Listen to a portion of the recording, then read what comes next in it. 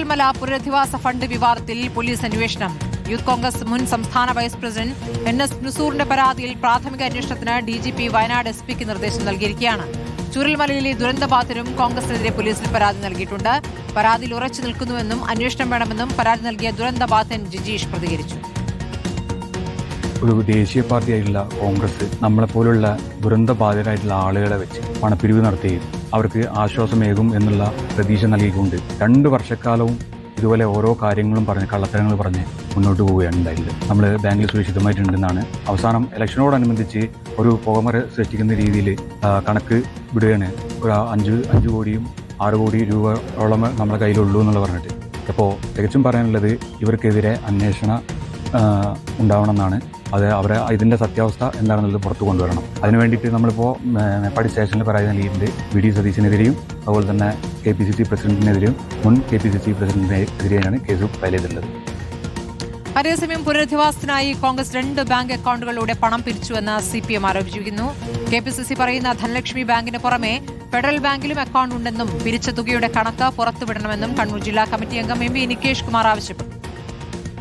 Federal ബാങ്കിൽ 8 അംഗ സംഖ്യയുടെ ഇടപാടുകൾ നടന്ന ഒരു അക്കൗണ്ട് ഉണ്ട്. KPCC പ്രസിഡന്റും പ്രതിപക്ഷ നേതാവും സംയുക്തമായി കൈകാര്യം ചെയ്യുന്ന ഈ ഫെഡറൽ ബാങ്കിലെ അക്കൗണ്ടിനെ കുറിച്ച് എന്തുകൊണ്ടാണ് ഇതുവരെ പറയാതിരുന്നത്? ലളിതമായ ചോദ്യങ്ങളാണ്. ചോദ്യം 1, ഫെഡറൽ ബാങ്കിന്റെ തിരുവനന്തപുരത്തെ വെള്ളയമ്പലത്തുള്ള ഈ അക്കൗണ്ടിൽ എത്ര രൂപയുണ്ട്? എന്തുകൊണ്ടാണ് ഈ അക്കൗണ്ടിന്റെ വിശദാംശങ്ങൾ KPCC പ്രസിഡന്റോ പ്രതിപക്ഷ നേതാവോ പുറത്തുവിടാതിരുന്നത്? ചോദ്യം 2, ആരുടെയെങ്കിലും അക്കൗണ്ടിലേക്ക് ഈ 2 അക്കൗണ്ടുകളിൽ നിന്നും ധനലക്ഷ്മി ബാങ്കിന്റെയും ഫെഡറൽ ബാങ്കിന്റെയും അക്കൗണ്ടുകളിൽ നിന്ന് പണം പോയിട്ടുണ്ടോ? 2026 സ്ഥലം രജിസ്റ്റർ ചെയ്തതെങ്കിൽ 2024 തന്നെ ലക്ഷങ്ങൾ ഒരു അക്കൗണ്ടിലേക്ക് പോയിട്ടുണ്ട്. ആ അക്കൗണ്ട് ആരുടേതാണ്?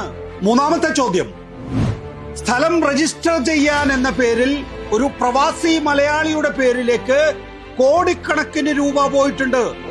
ഈ പ്രവാസി മലയാളിയുമായി ഏതെങ്കിലും തരത്തിലുള്ള ഒരു കരാർ ഉണ്ടാക്കിയിട്ടുണ്ടോ KPCC?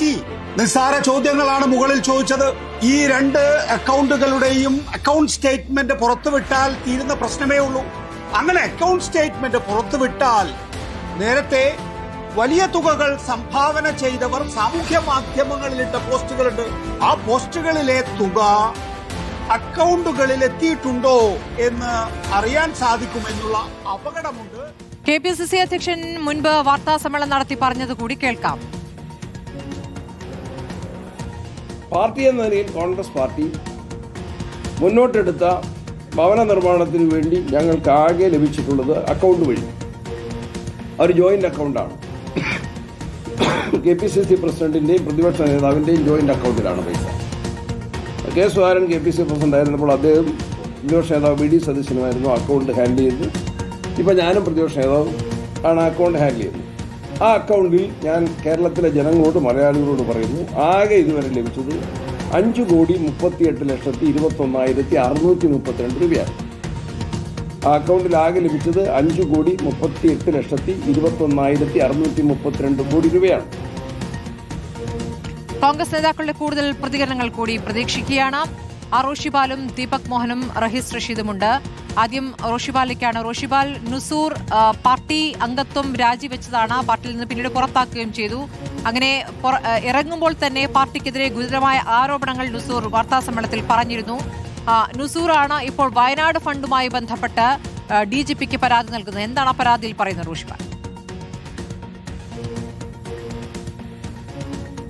സ്മൃതി, വയനാട് പുനരധിവാസവുമായി ബന്ധപ്പെട്ട് കോൺഗ്രസ് നേതൃത്വം നടത്തിയ ഫണ്ട് പിരിവിൽ വലിയ വെട്ടിപ്പ് നടന്നുവെന്ന ആരോപണമാണ് NS നുസൂർ പോലീസ് മേധാവിക്ക് നൽകിയ പരാതിയിലുണ്ടായിരുന്നത്.